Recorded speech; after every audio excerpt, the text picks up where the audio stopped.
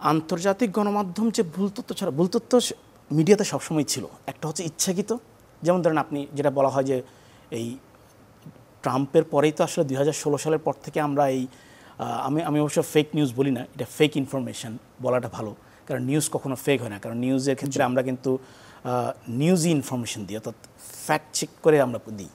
তো সেক্ষেত্রে যদি আমরা ফেক তথ্যই ধরি তাহলে কিন্তু তখন থেকে আসে। তখন আপনি দেখবেন যে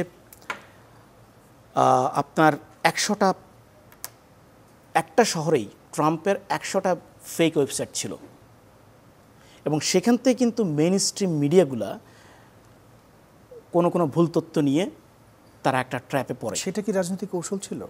সেইটা রাজনীতির একটা হচ্ছে, আমরা যারা সাংবাদিকতা করি তারা কিন্তু এটাকে বলি এটা দ্রুততার শিল্প, মানে আমাদেরকে খুব দ্রুত নিউজ দিতে হয়। হ্যাঁ, আমাদের অবজেক্টিভিটি আছে, আমাদের ক্রস চেক করতে হয়, সবই আমরা করি, কিন্তু এই দ্রুততার সাথে তাল মিলিতে গিয়ে, কম্পিটিশন করতে গিয়ে পাশাপাশি এখন যুক্ত হয়েছে ক্লিক বেইট। যত ক্লিক তত মানি।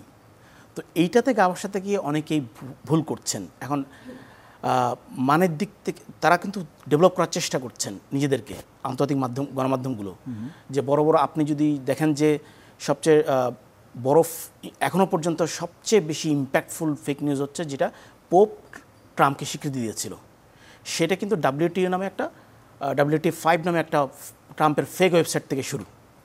সেখান থেকে কিন্তু ইউএসের মেইন স্ট্রিম মিডিয়াগুলো এই নিউজটাকে প্রোভাইড করে। পরবর্তী তারা ভুল বুঝতে পারে, ভুল বুঝতে পারার পরে যেমন আমরা দেখি যে CNN পরে টালি করে যে ট্রাম্প কতগুলা মিথ্যা তথ্য জনগণকে দিয়েছেন, সেই ধরনের নিউজও করেছে। কিন্তু এটাতে আমরা দায়বদ্ধতা এড়াতে পারি না। মানে এই ক্লিকবেট সংস্কৃতিতে আমরা যখন গা ভাসিয়ে দিচ্ছি, কারণ বিবিসি একটা গবেষণা করেছিল ভারত, নাইজেরিয়া এবং কেনিয়াতে, এটাই এখনও পর্যন্ত সবচেয়ে বড় একটা ফেক ইনফরমেশন ইম্প্যাক্টের উপরে গবেষণা। সেখানে দেখা গেছে যে একটা বড় কারণ হচ্ছে মানুষ মেইন স্ট্রিম মিডিয়ার উপর আস্থা হারিয়ে আসলে এই ধরনের ফেক ইনফরমেশন তারা যেখান থেকে পাচ্ছে সেখান থেকে নিয়ে যখন তাদের আশপাশের লোকজন বা বন্ধুবান্ধব এবং সেলিব্রিটিরা যখন শেয়ার করছে, তখন তাদেরকে প্রভোক করছে। প্রভোক করার ফলে তারা আসলে এটা নিজেরাই ভাইরাল করছে। এভাবে কিন্তু ফেক নিউজটা ছড়ায়। ফলে তার মানে একটা বড় কারণ দেখা যাচ্ছে মেইন স্ট্রিম মিডিয়ার উপর মানুষ আস্থা হারিয়েছে। এটা কিন্তু একটা বিসিএস সার্কেল। মেইন স্ট্রিম মিডিয়ার উপর মানুষ আস্থা হারিয়েছে এমন না যে মেইন স্ট্রিম মিডিয়া নিউজ করছে না, মেইন স্ট্রিম মিডিয়া নিউজ করছে, কিন্তু সেটা অ্যাডভোকেসি জার্নালিজম করছে।